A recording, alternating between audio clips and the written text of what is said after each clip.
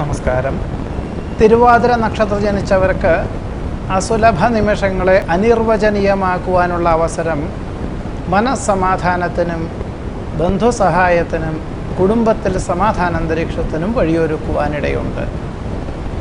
ഗവേഷണ വിദ്യാർത്ഥികൾക്കും ഗവേഷകർക്കും ശാസ്ത്രജ്ഞർക്കും അനുകൂലമായ സാഹചര്യങ്ങളും അംഗീകാരവും വന്നു ചേരുവാനിടയുണ്ട്.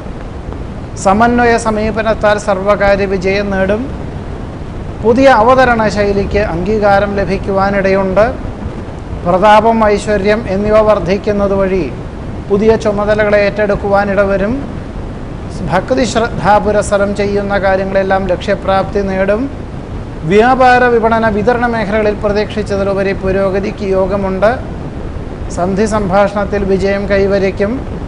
ഏറ്റെടുത്ത ദൗത്യം കൃത്യതയോടുകൂടി പൂർത്തീകരിക്കുവാനും സാധിക്കും.